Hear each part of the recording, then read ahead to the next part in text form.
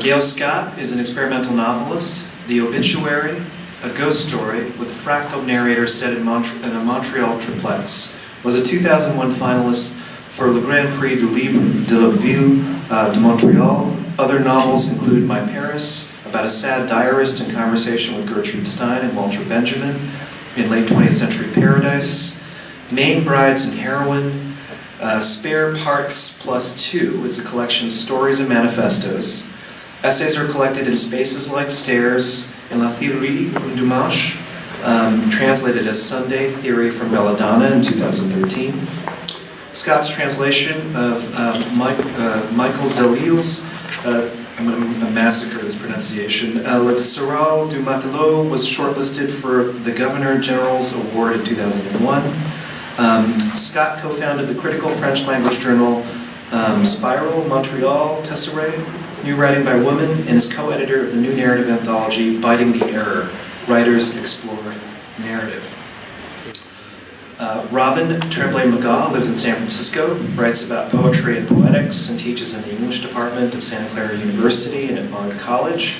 As part of the Institute for Writing and in the Language and Thinking program, Robin is the author of Dear Reader and the editor of Ex-Poetics blogspot. Robin's writing on Harriet Mullen, Joan Metallic, Jocelyn Sadenberg, Mike Amneson, Eleni Stakopoulos, Claudia Rankin, Kathleen Fraser, and others have appeared in Tripwire, Melis, Afgaba, Crayon, On, Contemporary Practice, Feminist Spaces 2.2, Jacket 2, albeit Black Lives Matter. Dear Kathleen, essays on the occasion of Kathleen Fraser's 80th birthday, Biting the Error, and Elsewhere with Rob With Rob Halpern, she co-edited From Our Hearts to Yours, New Narrative as Contemporary Practice. It's already out, actually, from On Contemporary Practice. Currently, she is revising a manuscript entitled This Side of a Human Future, Poetry Wars and Imagined Communities in the San Francisco Bay Area, 1975 to 1995. Kathy Lou Schultz. Kathy Lou Schultz's creative and scholarly work has appeared in a wide variety of journals, including the Journal of Modern Literature, Contemporary Literature, Jacket 2, Cleaver, New American Writing, and in the anthologies Efforts and Affections, Women Poets on Mentorship, Biting the Error, Building is a Process, Light is an Element, Essays and Excursions from Young Mi Kim, The New Fuck You, Adventures in Lesbian Reading, and Rainbow Darkness. She also performs her work on the CD The Colored Waiting Room by Dr. Guy's Musicology. She is the author of the scholarly monograph The Modernist Epic in Literary History, Tolson, Hughes, Baraka, and collections of poetry and experimental prose, including Some Vague Wife, Biting Midge, Works in Prose, Genealogy, and Redress, which was the winner of the Michael Rubin Award, selected by Forrest Gander. And finally, Camille Roy's most recent book is Sherwood Forest. Earlier books include Cheap Speech, a play, Cracker, a fictional autobiography, and Swarm, as well as The Rosie Medallions and Cold Heaven. She co-edited Biting the Error, and Roy has taught creative writing in multiple genres and forms at several institutions, most recently at San Francisco State University. Please welcome all of our panelists.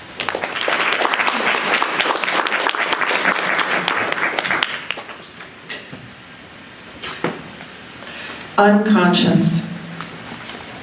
A language system attracts and digests grief.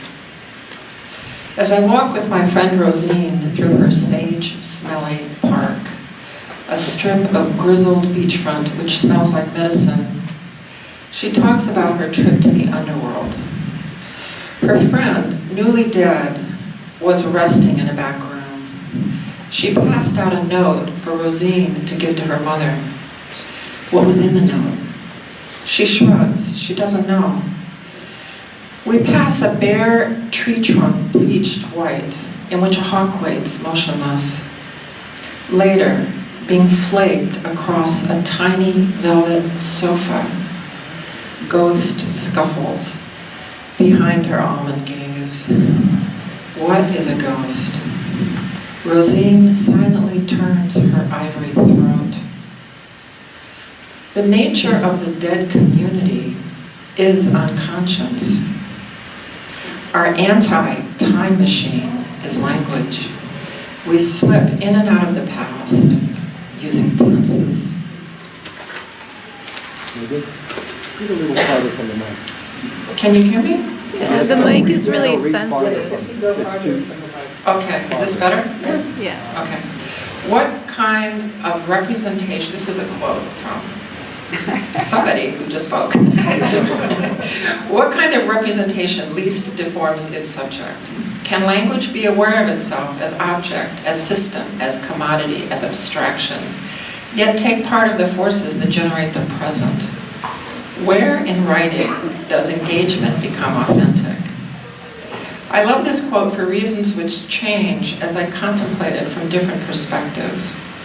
Recently, I have been drawn to its acknowledgement of the deformed subject, deformed by representation, by language itself. This being a starting point of struggle, which has both personal and social aspects in dialogue. New narrative has always been attractive to me because it placed this struggle at the center of the project. In fact, this acknowledgement is for me the beginning of authenticity as a possibility. I am also drawn to this problematizing of narrative precisely because it engages failure. Representation is a failed project. Acknowledging the failure is not the same as authenticity, but it overlaps. Giving obscurity its place as a central aspect of social relations, including political revolt, gives writing the freedom to manifest its own obscure condition. It allows a story to disappear and to appear again.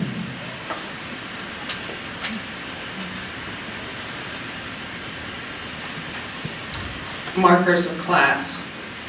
In Michael Andeshan's Beyond the Safety of Dreams, published in 2000 by Krupskaya, a press founded in San Francisco in 1998 by Jocelyn Seidenberg, and which continues to be run by Seidenberg with an evolving collective, identity is experienced as a state of perpetual deferral. I thought being working class was a challenge I was suited for, to do what I could with who I would be then. The who one could supposedly be, however, is defined only by its absence and infinite deferral. In Liar from Ethereal Spear in 2007, a book that exists in large part because of crucial support provided by two women new narrative writers, Camille Roy and Francesca Rosa, the speaker, Jo, explicitly describes working class identity as something conferred from the outside, by markers of class including clothing, level of education, food, grammar, manners, and the task that the working class body completes. If I look at workers in foundries, in mines, warehouses, or even in photographs I have of myself, sitting in the job shanty with the rest of the crew before the start of work, we all appear to be located where we belong. A photograph provides conclusive evidence. In his ironic remark that the appearances captured on film are conclusive, Jo reveals the lie of his identity, the lie that is imposed on working class men seen only as an undifferentiated group, absent individual subjectivity, unique perspectives, or thoughts.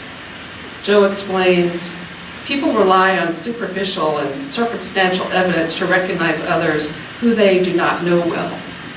That is where I am located, in that circumstantial evidence.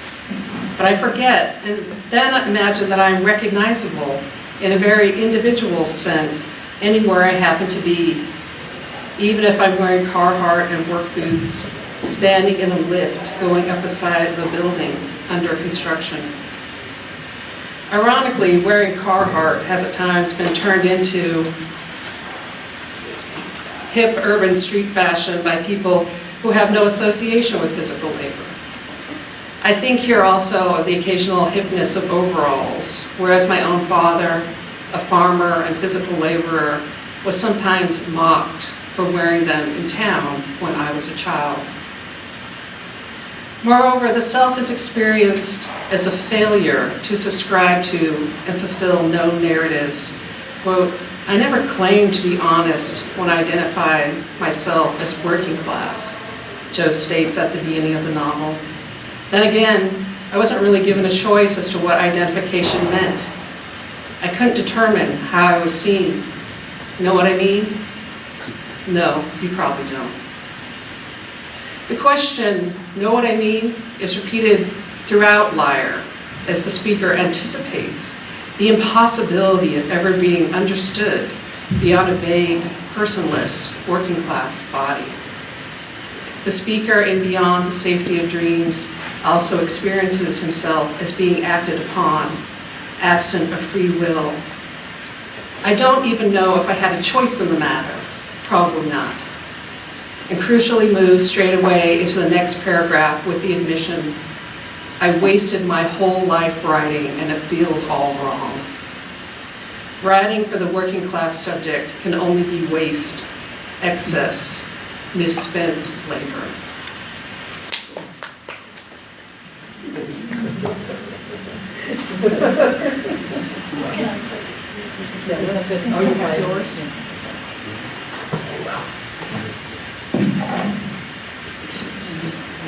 Dispersal from working as a journalist in an everyday practice of media narrative structures that seemed aimed at keeping me locked in certain thought patterns, left no option but to be an experimental prose writer. On meeting Bob and company, I happily allotted experimental with new narrative, though my novel heroine, my most narrative work, was written before I got to know the wonderful San Francisco writers gathered here today. Kathy Acker's written body splattered over the page and equally interesting to me. Her talent for combining, sometimes hilariously. Oh, sorry. Can you hear me? Thanks. Kathy Acker's written body splattered over the page and equally interesting to me.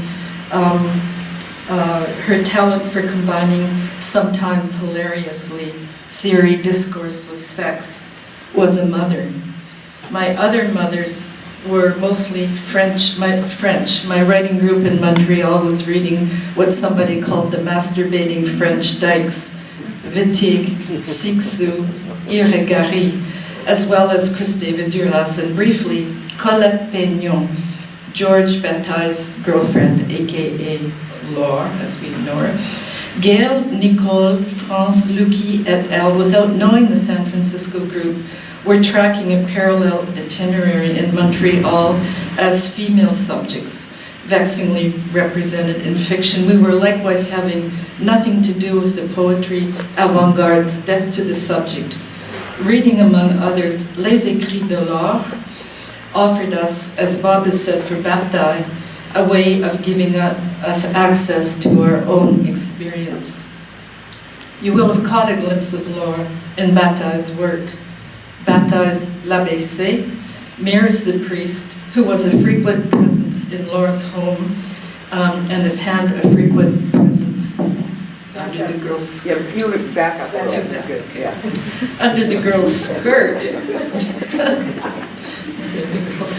A rebellious bourgeois who joined the Communist Party and lived in Russia for a while, she was a fervor explorer of eroticism's limits, or of any imaginable limit, in her transgressive text, The Sacred, where she lapsed Catholic conflated eros and the sacred in resistance to the commodification of one's relation to the spiritual and the physical, a conflation also present in Bataille.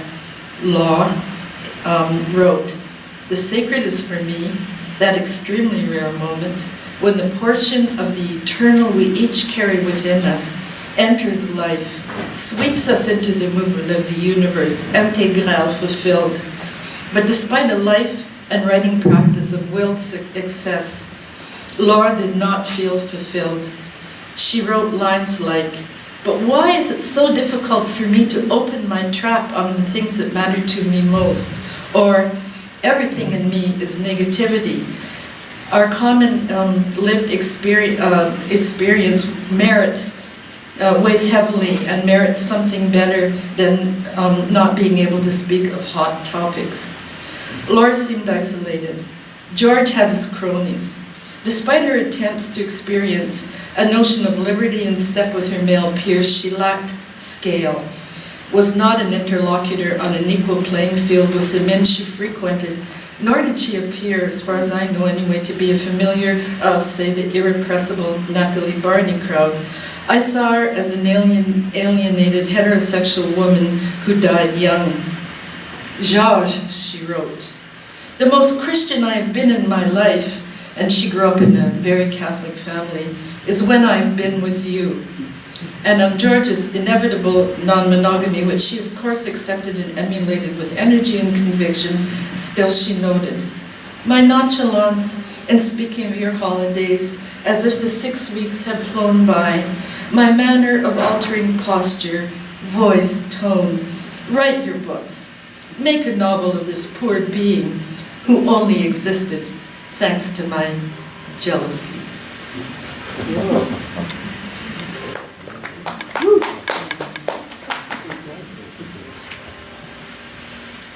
In a special issue on ethics of poetics today, Catherine Stengel asserts, by way of Wittgenstein, ethics and aesthetics show themselves as functions of how we express something rather than of what we say about it.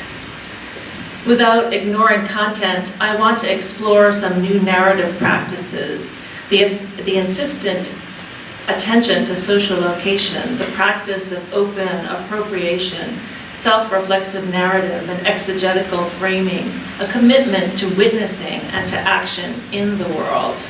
I want to suggest these practices are a means, a how, in Stengel's terms, for an ethical, critical inquiry into one's own and others' entanglements in identity, community, privilege, racism, sexism, desire.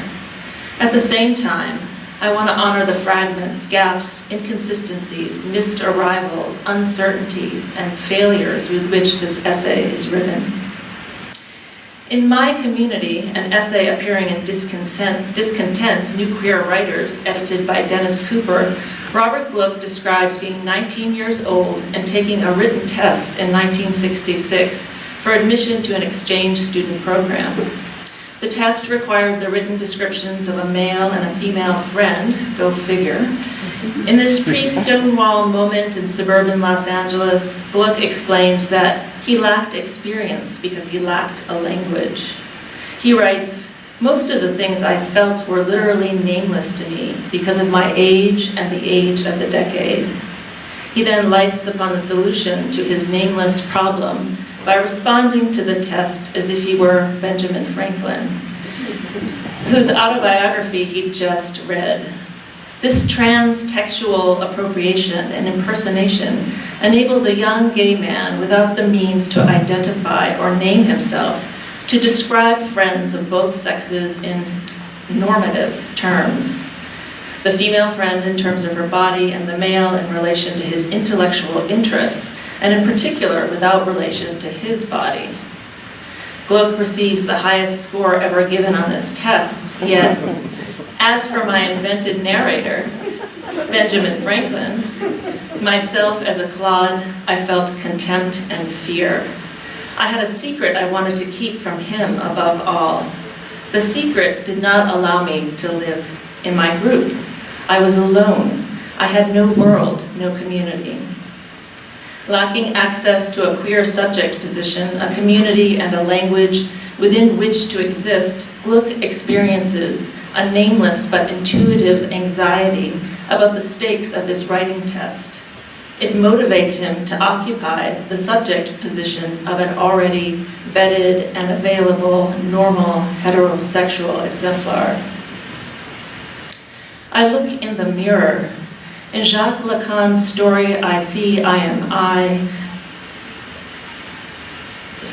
Starting again. In Jacques Lacan's story, I see, I am I, not I, other, rigid and flailing with excitement and a lack of control. Sound burbles, my throat itches. I arrive in the world the mirror gives me, however reversed and distorted. The mirror reflects my inadequacies and shortcomings. Desire and doubt undress me. I open my mouth to speak.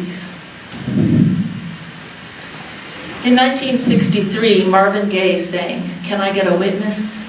He wants someone to testify. He calls out to us as if his love or anything, everything, needs to be seen or put into words or it doesn't exist. In Faggot, the first section of Camille Roy's 1998 Swarm, the narrator, Camille, is a girl from a racially mixed city who suddenly finds herself spending the summer in arid Colorado. Her cousin, Shane, calls her out. "Hey, faggot, faggot," he repeated. It happened later, after we'd all gotten home and I'd locked the bathroom door. Dread and horror tumble, two tiny twins, down every rung of my spine. Fag? No way, I told myself. What does that mean for a girl, anyhow? I stared at my face, brows floating up across a pointlessly high forehead, a long skein of greasy hair down my back. I thought I was smelling my own death, and what do you do with that? Perhaps during that moment with the mirror, I had enough clarity to realize I was in fact a lucky girl, to have lived in a neighborhood so rough and distracted by racial tensions that there was more room than normal for junior homosexuals. But probably not. I knew something was different here. The headband that no one noticed at home drew reactions here, like Shane's first words to me, "Welcome home, Pocahontas." Here we might enter and struggle with witnessing and definitions, how they rebound from the social mirror, impact the body and the soft tissue of identity. To witness, according to the Oxford English Dictionary, is to give oral or written testimony or evidence, to corroborate one's to corroborate one's statement or be a witness of one's action, and also to introduce a name, designation, phrase, or clause denoting a person or thing that furnishes evidence of the fact or exemplifies the statement. About his transtextual impersonation and appropriation, Gluck writes, "I did feel guilt for not being the oaf I described. Any fiction wants you to become it, wants to take the place of your reflection in the mirror, and calls for your recognition. It makes you become it, like a magic spell with words, with images, representations."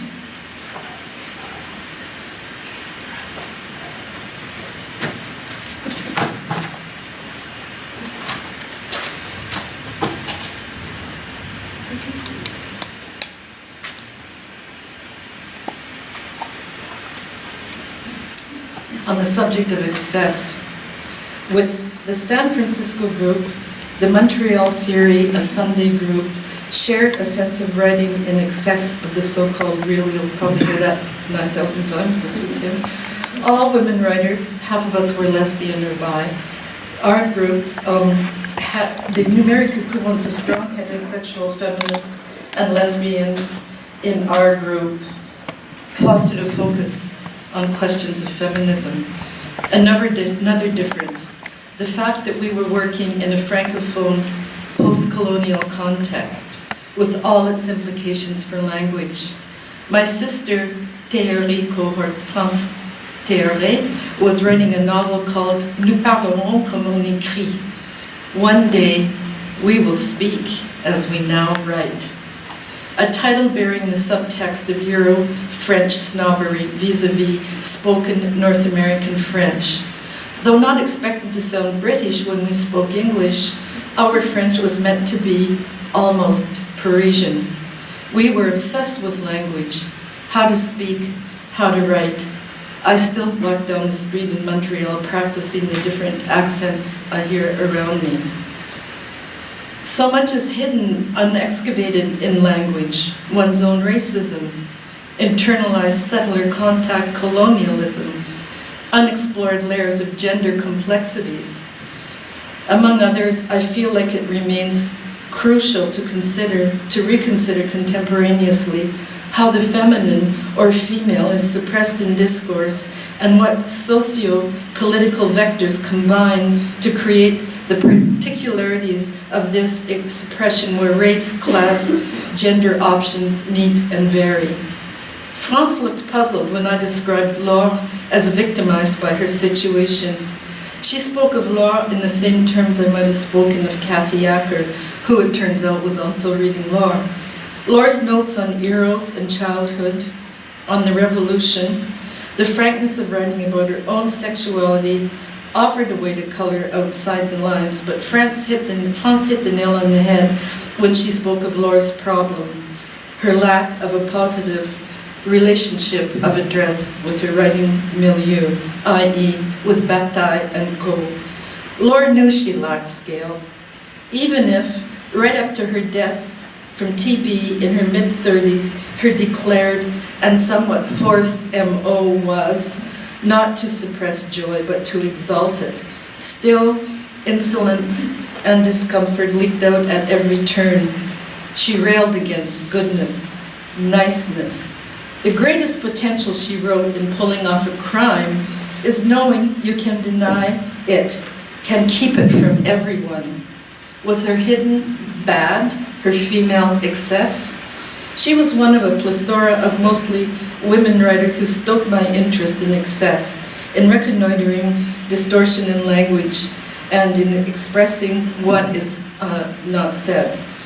At the same time, to complicate matters, Nicole and I were also listening hard to Wittig's declaration, "The lesbian is not a woman."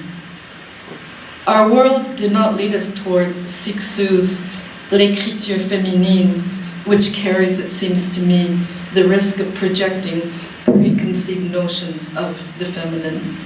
Lucky, I think, came up with the term l'écriture au féminin, which seemed more procedural in investigating, among other things, whatever large or small portion of le féminin anyone experiences in a particular juncture of their writing life. I don't think we've talked enough about this in queer contexts either. Anecdote. Visiting San Francisco, I go with my then girlfriend Diane to an LGBT film festival at the Castro. As I recall, we saw a double bill, Ticket of No Return by Ulrike Oettinger and Jean Dillman by the late great Chantal Ackerman. I think Bob happened to be sitting in the same row. Unfortunately, I can't remember the conversation we had about it afterwards. But anyway, Diane and I were blown away by the Oettinger film. A woman buys a one-way ticket, flies to Berlin with a suitcase full of wild designer clothes, very imposing, brightly colored, odd-shaped gowns and hats, and proceeds day by day to drink herself to death. The clothes looked fantastic against the backdrop of grim subway walls and rat-hole Berlin bars, but what is really amazing is her ongoing performance, singing as if in a Brecht play, unsteadily dancing, dialoguing day after day, until in increasingly poor garments, still oh so tastefully put together, she dies plummeting in flimsy white down the subway staircase. Another earlier Oettinger film, Madame X, about lesbian pirates on a boat, exhibits another kind of female excess in both the wearing of and resistance to feminine stereotypes. The film literally explodes with excess, both erotic and furious, an energy that still seems, to me, almost impossible to put in words. Set against Ulrich's excess was Ackerman's perfect art object, a single mother, rather dowdy prostitute, repeating the same gestures of domesticity and paid fucking and dinner and walk with son day after day. Round and round they go, a perfectly heart-rending construction until she's suddenly murdering a client. This was art, a certain rigor in art that I love and perhaps envy. But it was Oettinger's work that attracted me. It made me think of Jane Bowles and zany work of Juna Barnes, and it filled me with a desire to update their attempts at writing a kind of excess that may be called feminine in combination with whatever other excesses may lay under public language in my own relation to ever-recombining context.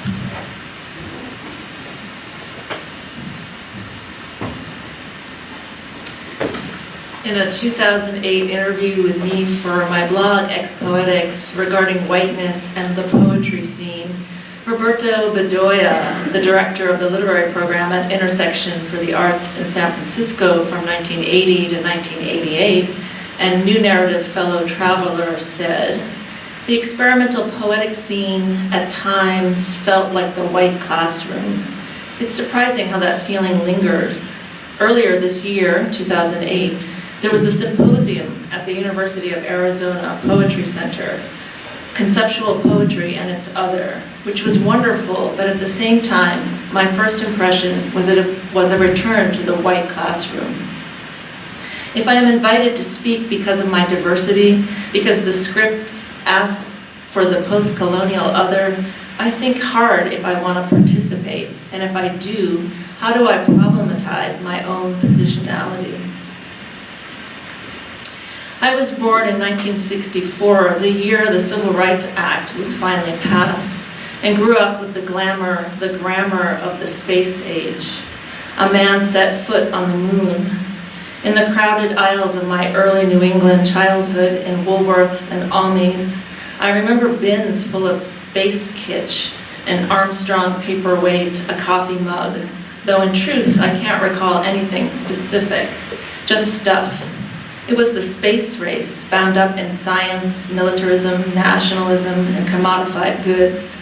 The same shelves would later hold the visible woman and the visible man. See-through plastic human figures, budding anatomists could assemble and paint, their veins and arteries milky blue and red, organs just beneath the surface.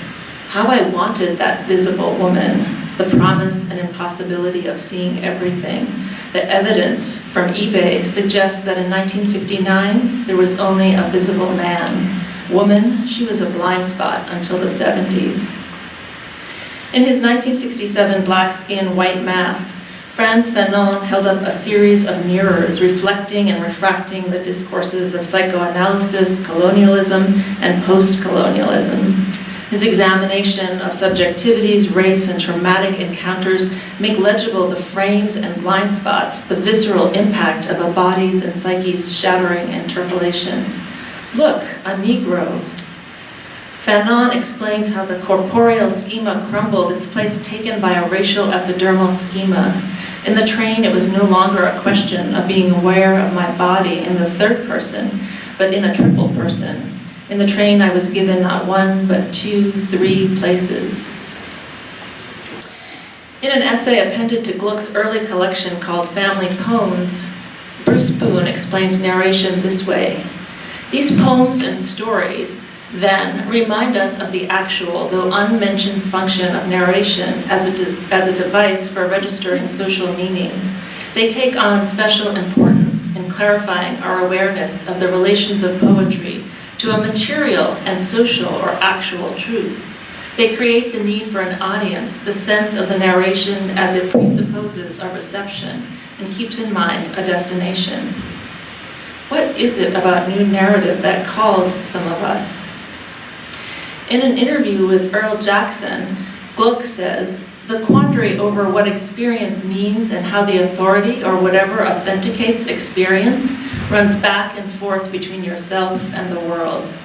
That idea itself attacks the idea of the isolate author spinning a world out of his or her own experience. If you look at experience as collaboration, experience itself is a collaborative effort."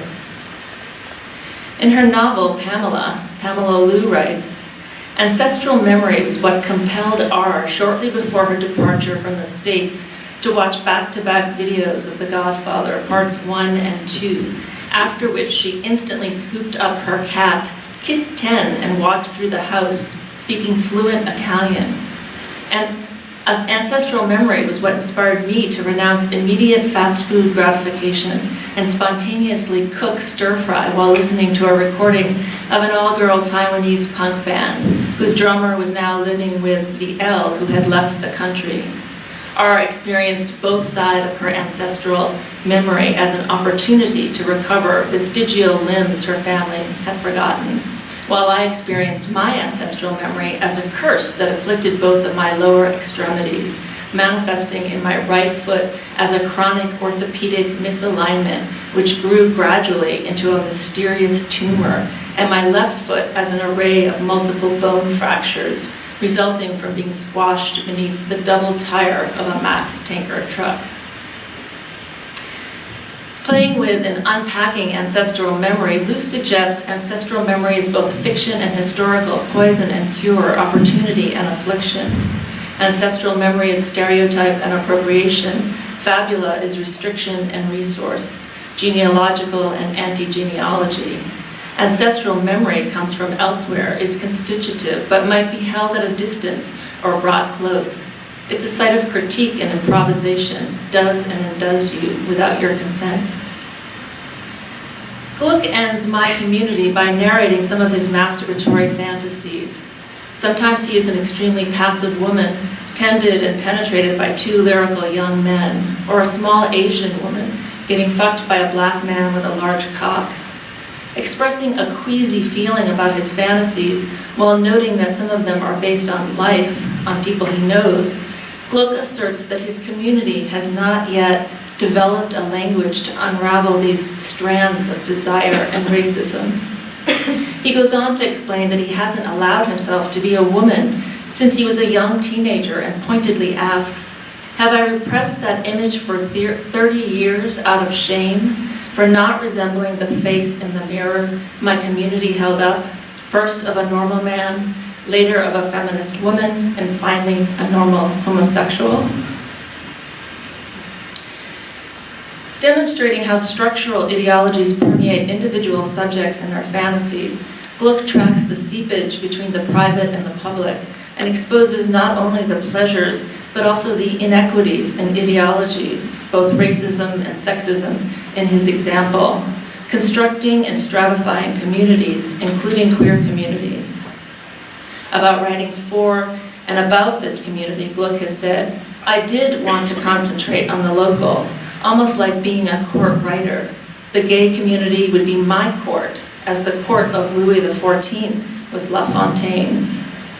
Thus, Gluck's writing is entertainment for and a reflection and criticism of his own community.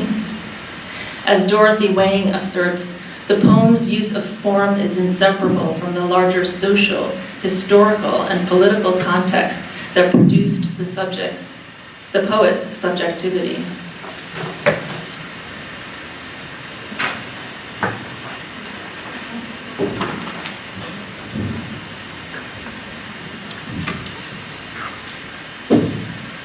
The obscure community. Before I was an experimental writer, I was a lesbian. I still am, but as time has passed, my sort of lesbian, who came of age in an underground community, is passing away.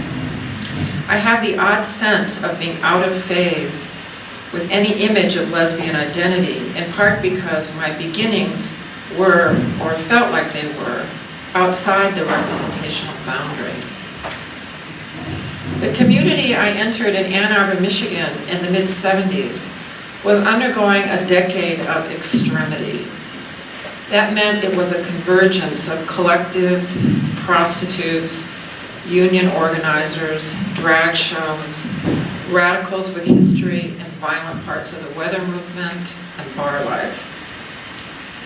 These components combined and recombined across all boundaries to produce an ongoing show with propulsive elements of both shock and hilarity. The larger feeling was of having slipped into an exhilarating social life that I could not describe. We had collective existence and a political rhetoric, but our substance was invisible.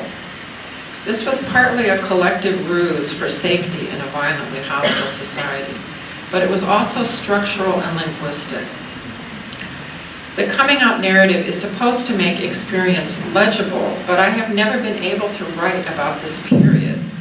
I still cannot create sentences about it.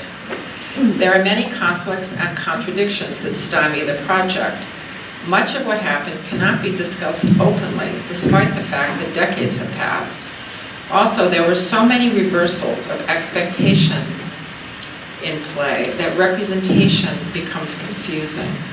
Finally, there is the sense of how to navigate the extraordinary gap between private life, a secret community, and what is sloppily termed the world. Where was I living, if not the world? When I have tried to explore this period, I've ended up circling around the very issues that constrain my writing about it. This passage below is both a description and an enactment of this failure. It's a narrative of a past love affair during this period of extremity. In the excerpt, an effort at representation has failed, and in response, I end up examining taboo as a distortionary field, even as the writing shifts away from realism. I'm quoting myself. One could say that my attempt at realistic narrative is a surrender to nostalgia, for the representational failure of realism is well known. I will not disagree with that. However, nostalgia is the vehicle through which my past has survived. And I want to touch the past lightly, so as not to disturb it, especially its dewish utopian qualities, although it was instability which made it secret and fresh. If light waves can be bent by gravity, scattered by reflectors, sucked up by the bottomless gravity of a black hole, if light can stretch or shrink time, language is bent. A taboo is a place where language deteriorates, becoming both supple and truncated. Camille's fall for Judd sent her hurtling through the doors, butch, whore, incest survivor, into the sturdy, enigmatic presence of taboo. A taboo as presence is both everywhere and nowhere. Language bends around it. One experiences moments of hysteria as recognition seems to be slipping away. I can't believe you've been a prostitute, Ma Judy wails into the phone. The powerful attraction of taboo is anti-linguistic. It stops meaning at the boundary. Privacy and insanity have this in common. Shared meaning drops away. So love thrust Camille inside an enigma. I write this, of course, out of nostalgia, to affirm horror as enigma and abstraction. She is the one who inhabits me and familiarizes me with the universe. Bosar. Her hands probe the sheer tunnel of flesh. She sheds the weightless freedom of the abstract. To clarify this line, the powerful attraction of taboo is anti-linguistic. It stops meaning at the boundary. The boundary I'm referring to is not individual but communal. The ability of a community to seal itself is mysterious and powerful, even if temporary. All revolutions in values as well as governments begin in these underground and secret spaces. This recalls a professional colleague of 20 years ago. Working on a year-long software project, it eventually emerged that our parents had been communists. Mine left the party after Khrushchev's condemnation of Stalin at the 20th Congress in 1956. His parents never left the party, and they maintained their political involvement in a secret cell for decades, until their death. They never admitted this to their son. He found out by spying on them. Light and shadow, meaning and the secret cell. As a young man, my colleague protested fiercely against the Vietnam War, but was otherwise never politically associated. I also grew up with the silences of former communists, but it came with an enveloping community. Down the block from my home, there was a house built of pale brick and tall blades of light, windows. Every week, the fathers gathered there to talk politics, drink whiskey, and play poker. They were all ex-communists. Several of these men were engaged in civil rights lawsuits related to their period of communist affiliation that ran for many years. To me, these were infinite lawsuits, stretching from before my birth until after my death. I experienced them as markers of the edge of value. Beyond them was nothingness. I wandered around the house fingering the blown glass eggs collected by our host's wife. They were heavy and glistened in my palm. I picked up one after another and peered into their depths, all floating veils and orbs of bright colors. I barely listened to the men, but it was enough.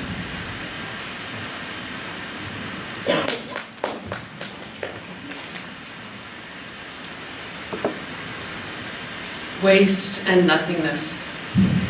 Mike Amdashan's speaker then describes his writing as worse than trash. It's empty. There's nothing in it. The crisis experience of the waste of writing is tragically heightened because, although there's nothing in it, only the writing is invested with the power to transform the worker from someone who only identifies with waste into a subject that can be filled in through writing and that's at the same time experience fulfillment. Quote, all my writing is directed toward changing from who I grew up as. I'm no more impressive a person at this moment than all the moments I look back on with disappointment. If I am happy with what I write, it will soon disappoint me in that it does not make me a more sought out person. As Rosalind Tremblay-McGaw writes, language is both the problem, an insufficient and inadequate means for exploring, constructing, and exposing life in all its complexity, and one of the tools available with which to stage an intervention. The ability to write, to create something in opposition to the nothingness that haunts Amdashan speakers, can only create happiness, however, if it makes over his person by increasing his value, to be, as he states, more sought out, desired, recognized, although the speaker also understands the faulty prize that recognition is within a space crowded by writers' egos. Quote, I never understood that impressing other writers wasn't so much a matter of revealing my life, but of getting them to tell me about themselves. In the world of new narrative excess, secretion, flow, this conclusion turns new narrative back on itself. One doesn't reveal themselves, but rather takes in and absorbs the revelations of others, which then increases his value in the community. It also illustrates the speaker's attempts to understand middle-class social norms. Within a new narrative critical discourse that often focuses on the importance of community, however, Amdashan's is a damn lonely book. Quote, feeling utterly alone, I still feel deep within me an unreasonable hope, a dream that my progress toward uncompromising self-expression could be halted by some wonderful event that I could not have foreseen. Note the complex syntax that is ever contradicting, canceling out, and undercutting itself. The hope is unreasonable, and the unforeseen event that is called wonderful nonetheless halts progress toward the kind of uncompromising self-expression that the speaker hopes will transform him into a recognized and recognizable person. Thus, quote, having gone beyond the limits of others, I now ache for the innocent companionship that my unsympathetic universe does not provide me with. Yet, in a world in which his subjectivity as worker/writer,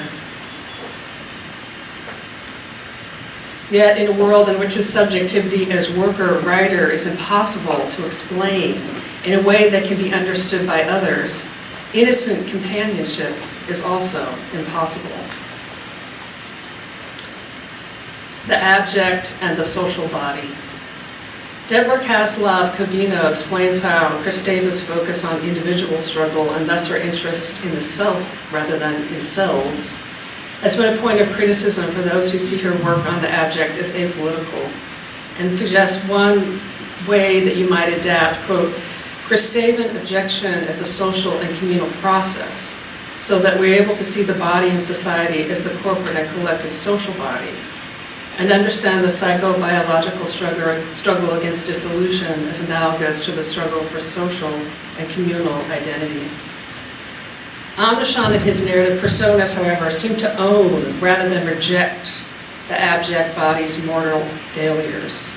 He embraces the abject body that repeatedly violates its own borders and which disrupts the wish for physical self-control and social propriety, and craves absorption of the social body or an individual who will move him beyond his self-obsessed internal world. Through absorbing the subjectivity of others and thus being helped to forget, he can paradoxically achieve completion. Yet when he ultimately recognizes the complexity of his own subject position as working class, writer, and intellectual, and begins to acquire the ability to articulate it, potential connections within the social body of writers is pushed further away. This is an interview that Robin did with Mike, who is here, but on a concurrent panel, which is sad because he said to me, "Really, you're reading my work? I didn't think that anyone cared about it." So in the interview, Amnishan shares his struggles with writing about class issues within writing communities that refuse to recognize this as a legitimate project. So Mike writes, "To talk about class issues was considered an attempt at one-upsmanship, trying to get special attention through an illegitimate means that no one was going to take seriously. A lot of middle-class writers felt that if a working-class person learned from the books and resources that they themselves had learned from, they became middle-class with the same privileges. I think the basic attitude among a lot of language writers was that social class of an individual had become too hard to distinguish with all the different kinds of labor and vocations people now had, so that class was no longer valid as criteria in regard to individuals, and so was simply no longer interesting." The speaker in Beyond the Safety of Dreams also recognizes the binds that his multiple identities place upon him as a writer. "As long as I thought of being working class as the simpler part of my life, I was fairly well received, though not a significant influence. I have had experiences in both writing and academic communities wherein some middle and upper class people experience the mere articulation of white working class identity as an affront. Writing or speaking about class issues may be experienced as some sort of criticism by those with economic privilege, rather than the narration of the details of ordinary working class lives that are often invisible in academia or among groups of writers and artists. Working class identity is relegated, as Amnishan notes, to the waste bin of the offensive, or even worse, considered merely boring. There is nothing in it. At such times, I have wondered if I should have become, instead of a poet scholar, a labor historian, which at least is recognized as a legitimate category."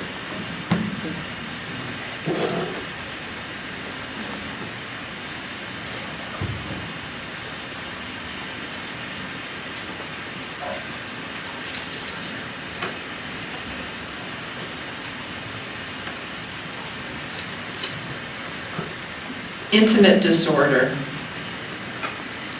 The terms that were used to describe us were lurid, so distance fell away.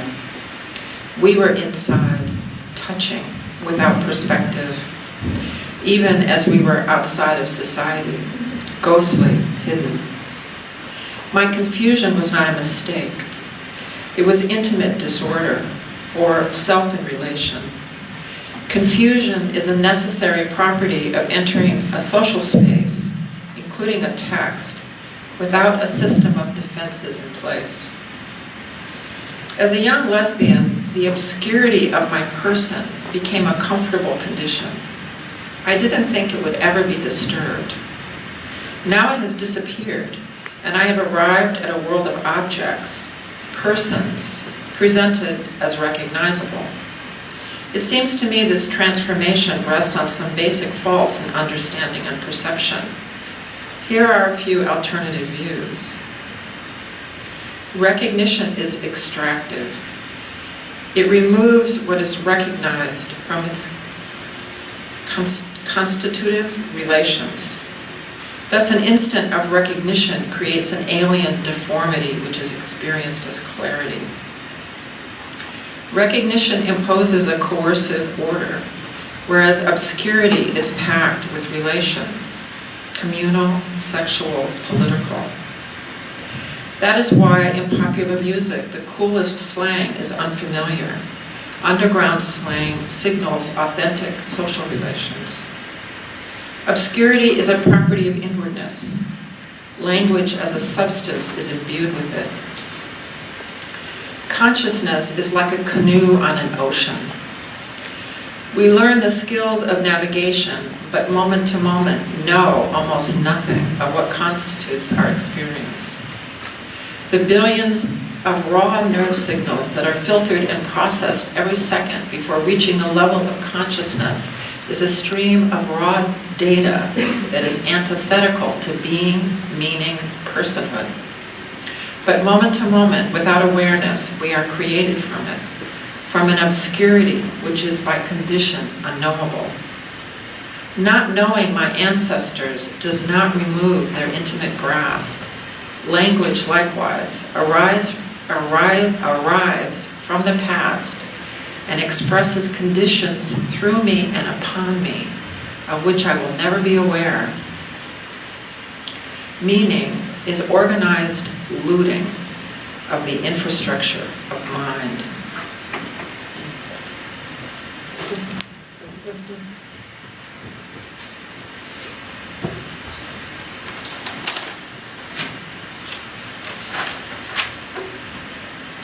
I'm going to do a little on-the-fly editing, I think. Where are we in time?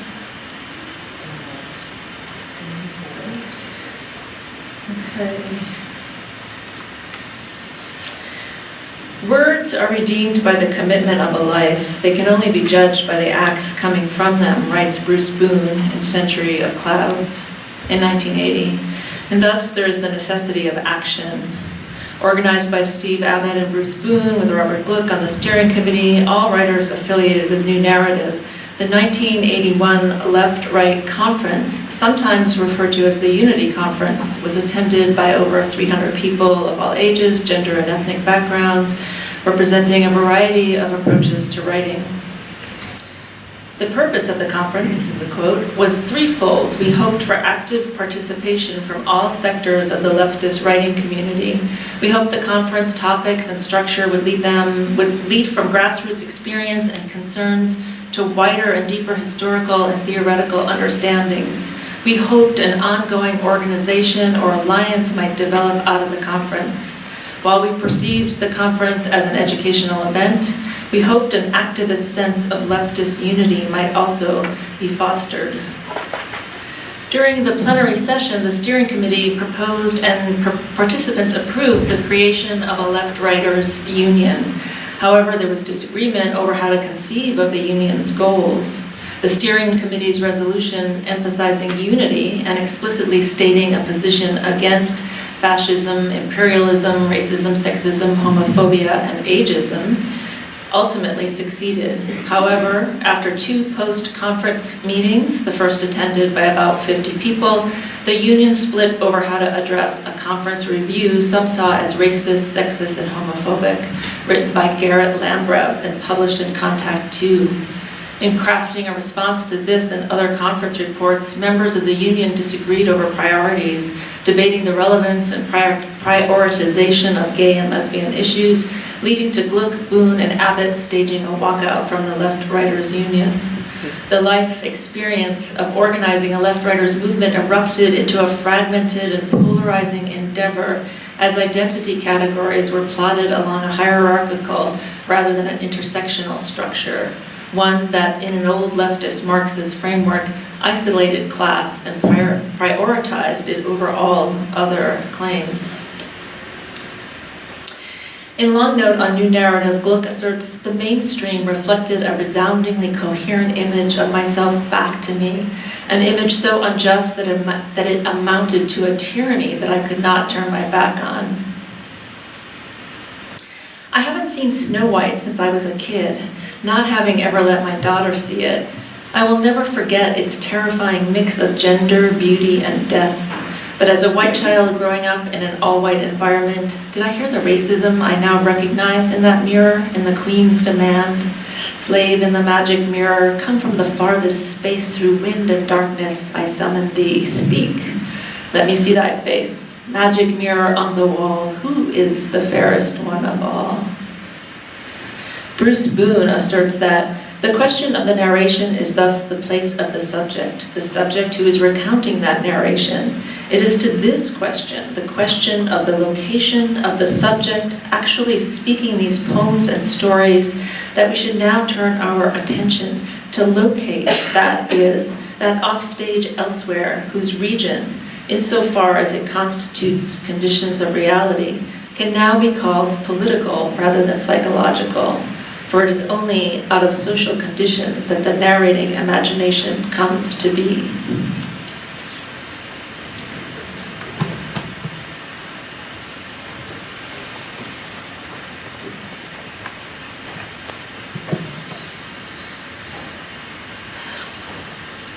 The writing subject. If what we're trying to say, the want to be said, lay in the cusps or spaces between attempts at meaning, and I won't list the meanings, but there are all kinds of possibilities of attempts at meaning. If, say, in the space of enjambment, then Agamben's description offers a signpost. In the very moment, verse assumes its own identity by breaking a syntactic link. It is irresistibly drawn into bending over into the next line to lay hold of what is thrown out of itself. It hints at a passage of prose. In this space, the unsaid may begin its work of sentencing, moving into a pattern, metonymic as in Linogenian's My Life, dialectic as in Benjamin's Arcades project. There may not be a narrative. There may eventually be a composition. It seems to me this describes a lot of new narrative writing, but to think consistently of prose as operating in a space of poetic intention is to operate close to the weave and warp of poetry. The gears shift a little. When every sentence is in itself suggestive of narrative movement, and I will never stop writing sentences, but given that every sentence is on its way to a story, the sentence is no sooner done than I start to wonder how to get over the period and the space between without getting stuck in an ideological trap. The Quebec independence movement was at its most radical. One of Quebec's most formally experimental and beautiful novels had appeared, Hubert Aquin's Prochain épisode, next episode, written in prison and dreaming of Cuba. Later, Nicole Brossard's Picture Theory appeared, the most structurally radical of her novels. In the bar of the Hilton, a dancer from the Caribbean says, "You will undoubtedly remember Curacao because of a detail. Anna, whom I had met by chance a few hours earlier, had warned me that one reality did not necessarily overlap another, even if the flight attendant between Venezuela and Aruba left her in desire. So each sentence in the casino, what happened next made a woman say it is late. When eyes drawn, I went from table to table, only the women were gambling." Having stuffed our heads with Marx, Freud, etc. in the independentist left, we were now encouraged by Barthes, Kristeva, Wittig, and some fumbling with Derrida to speak not of prose or poetry, but la fiction théorique, or fiction in theory. Hyper-aware that all writing was intertextuality, was reading, was ventriloquism. The question was, What if the problems of our representation in language via text and spoken ventriloquism were willy-nilly recycled into our writing, recycling our impression into our writing? Some were saying our reading-writing relationship of address needed to be for a time mostly with women writers, women writers and reading women, to avoid unconscious censure. Women and poets, Brossard interjected. We sometimes jokingly called ourselves les cervelles, feminine of cerveau, brain, but in French the feminine of the noun is not used for what goes on in the head, it's always in masculine, but for food, veal brains, as in les cervelles de veau. So for a time, I focused on writing by women and was impressed, among other things, by Lucie Garet's wild association of women's multiple erogenous zones and a potential female narrative imaginary, for which, of course, she was attacked as essentialist by both feminists and fellow psychoanalysts, especially Lacan.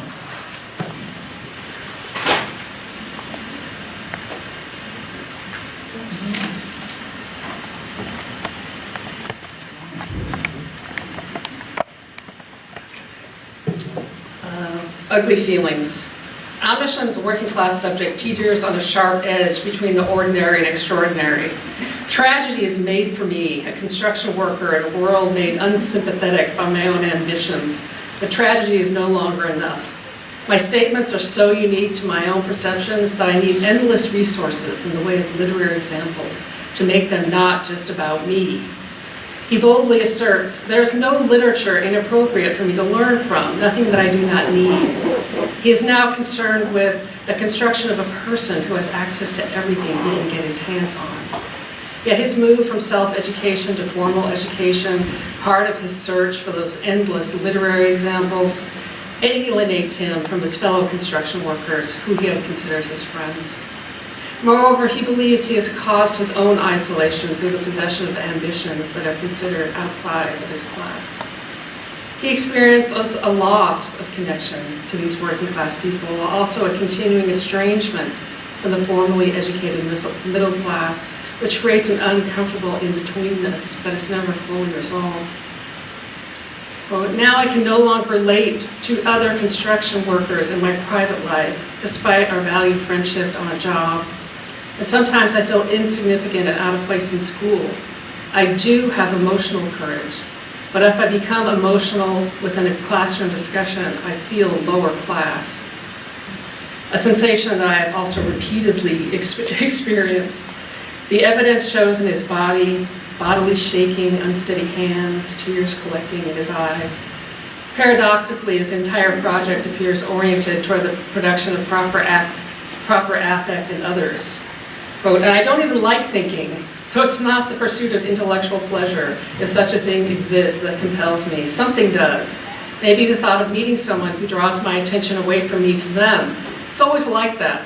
It's strange to sit alone in an effort to become more engaging somehow, writing, more involved, to have an affect like a sincere laugh or surprise. Now that he is starting to experience these emotional states internally, however, new concerns arise. Now I have developed tender emotions within my isolation, and this makes me worry that I'm not a proper man. He has lost his ability to see himself as a rugged construction worker or anything else that would keep him from the horror of this moment touching him. His former experiences of masculinity cannot protect him in the new worlds he wants to enter. In the process of becoming formally educated, he has become lesser than, not superior to, the other workers at the construction site. He writes, the people I work with on our construction site have emotions complicated enough to feel the comparatively consistent strength that I have not been able to show my teacher. When I talk to her, my double can suddenly take my place, a man who woodenly performs a working class guy. And seeing him, she remembers the things she has to get done that talking to me prevents her from doing. He even starts to doubt his own existence. I'm not here anymore. But his acceptance of what he terms his socially inferiority position seems to relax him back into his own embodiment. That's a great thing about being socially inferior. There's nothing I symbolize, no more desirable life, no great vision. He appears to have moved beyond the capturing, stultifying moment of seeing himself in the photograph at the construction site. Quote, "I can sit here naked, slowly squeezing and relaxing my grip and my cock, and that's all there is. I'm not a symbol for anything." His movement toward his own embodiment and subjectivity finally frees him to be an individual who will, quote, "begin a strange one-man crusade toward the resurrection of a working-class person from a simplicity of choices to a complicated agony." This move toward accepting his two-ness, the person writing and the status of the person writing, finally allows him to breathe and proclaim, "It's painful to stay here, but it's where I want to be."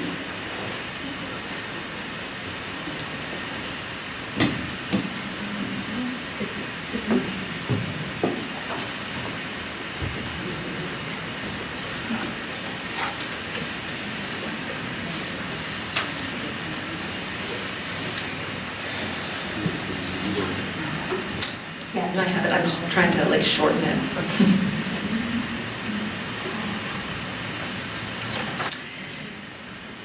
Shaped by the politics and social and political upheavals of the 1960s, new narrative writing emerged in the late 70s and early 80s in the context of language and identity-based writing in the SF Bay Area. While some writers imagined the possibilities of a subjectless text, new narrative writing, inaugurated by two white gay men and later taken up by a diverse array of writers, including writers of working, middle, and upper class, of color, women, men, trans, straight, and queer, uncovered a practice for recognizing and utilizing the ideological lures, problems, and capacities of narrative, representation, and the subject.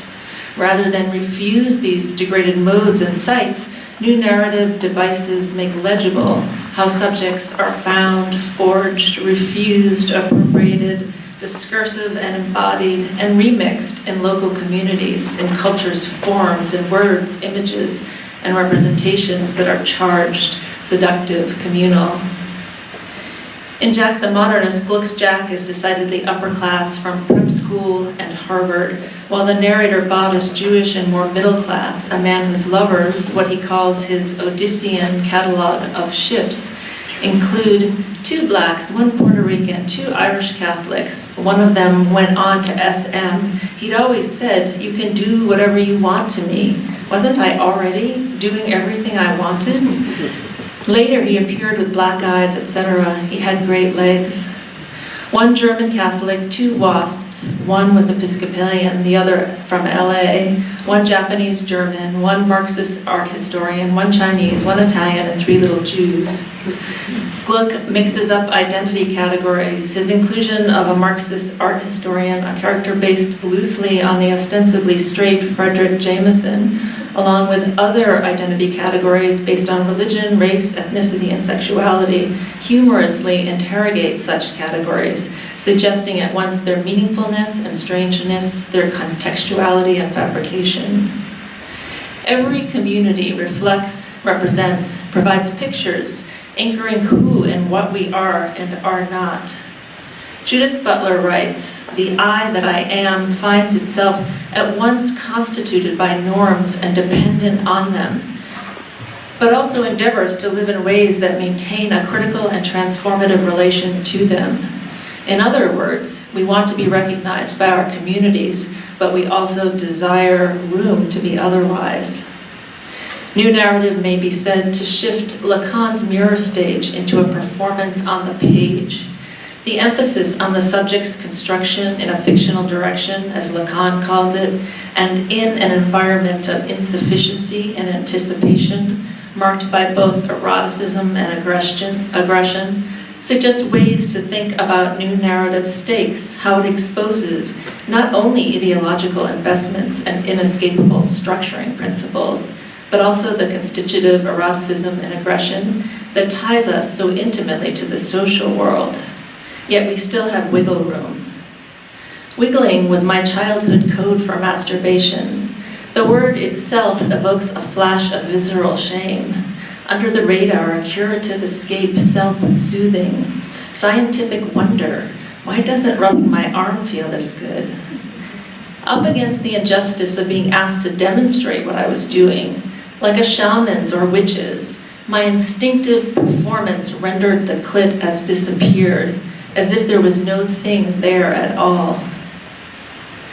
New Narrative offers transformative practices for a plethora of subjects who may or may not be subjects out of context, but who might be looking for praxis, a way to ethically engage in pleasure, experience, reflection, action, to attempt uncovering our blind spots, a practice for marking where they might be while we are on our way, or despite our being here right now. If the clit is inexplicable and evidentiary, now at least, I won't pretend it's not there. I mean, here.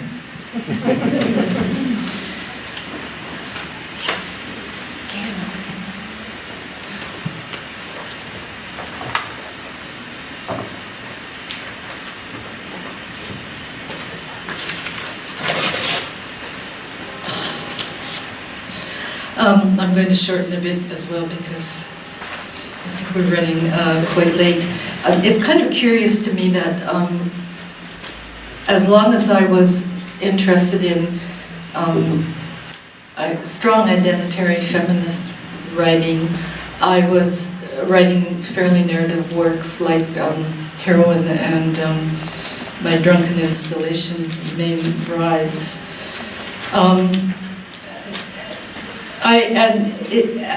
The more kind of neutral or complex gender-wise my written eye has become, or what I think of as my writing subject is something that accumulates over the space of all the work I have done and hopefully will do, has become increasingly complex, I would say, from a gender point of view. For instance, in my Paris, the diarist is a small Charlie Chaplin figure. I've always thought of that person as less a woman than a Charlie Chaplin-like figure, moving forward and back in little sentences and soaking up time in the city. And in the obituary, this is something people don't seem to notice very much, but in order to speak what is not spoken again, in this case the suppressed racialized family history, it seemed necessary to distribute not only narrative, but also narrator. And it was a real struggle to find the sentences for the job. I finally worked forth to the idea that the narrator would be three-stranded, or a presence sliced in three. A lesbian historian who speaks from the basement, she's a bottom, trying to keep the story straight as if she were the omniscient narrator, which is really hard for a bottom. Another shard is a highly erotic fly on the wall, and this is her kind of id, and it is clearly male to me. The id of the figure, Rosine on the bed, and then the final person is the one who I hoped I could make talk in awkward sentences, moving over an accidental terrain. The terrain is accidental in as much as it is representing sub rosa, a fucked up settler history. Other commensurates include the inevitable consistencies of a highly hybrid figure raised to be ever trying to please all camps at once, so kind of like Lore. So speaking in omissions or displacements that amount to lies not quite on the surface. And to quote, because the whole tale's omissions contributing to succeeding generations' inability to communicate with open-mindedness, understanding, steadfastness of principles, consequently always putting up defense walls of paranoia. My entire trajectory has been a question of slicing incommensurates, and I've been really fortunate in my incommensurates. I met Carla Harriman at a language writer conference in Vancouver, where the Canadian experimental feminist writers fought bitterly with the language writing men about subject erasure, and this was also before we knew any of the queer writers in San Francisco.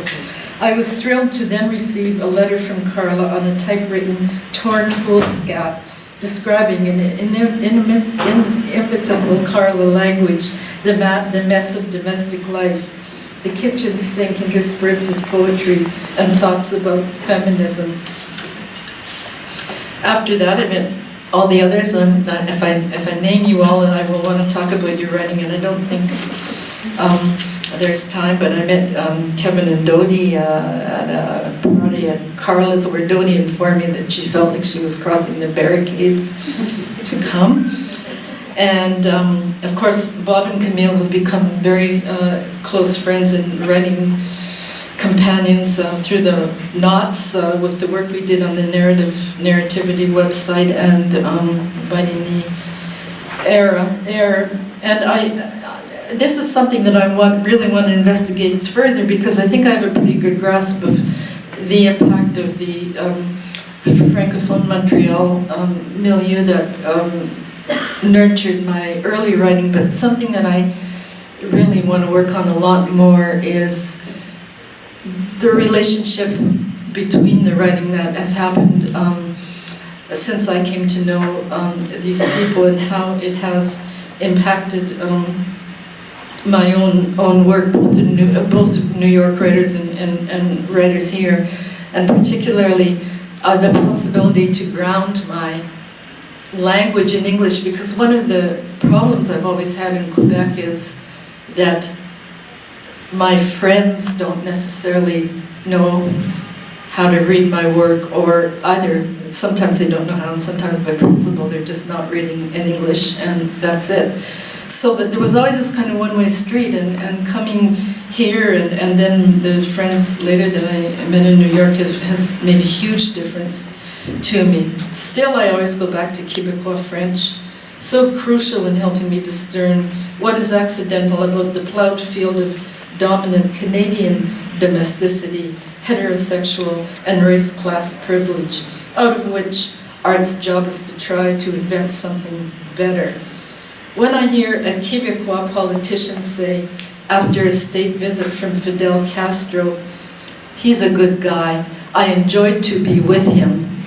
I love that sentence. He's a good guy, I enjoyed to be with him. I am immediately very excited about the elision between the past and the infinitive in a present sentence. You've got everything there. And immediately plan to write fiction that investigates the infinitive. Or, as Douglas K. Martin says, as regards Kathy Acker, when no one man leads us, no single form will hold us.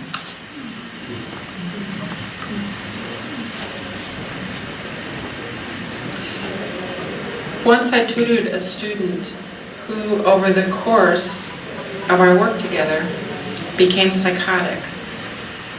This happened before my eyes, and yet presented itself as a deep mystery. It was, among other things, a mystery in language. After the break, the sentences in his essay paragraphs made no sense, but they had great rhythm and were very interesting. They possessed a leaping energy which seemed to be liberated, as if language were a demon which had been suffering under constraint. One day he asked me if characters chose their author. I sat for a moment silently, transfixed by the prospect of characters floating through the ether as they searched for the right host. What should I say? Where did characters come from? The silence lengthened and began to feel weird. I came up with something calm and rational, mostly because I didn't want my peculiar behavior to impact a vulnerable student. But I'd like to leave the question open. Of course there are many answers, but of all of them, it seems to me the one we most overlook is silence. That is, we overlook the obscurity of the conditions of our invention.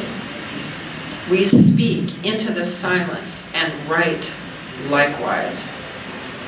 What would it mean to listen to it?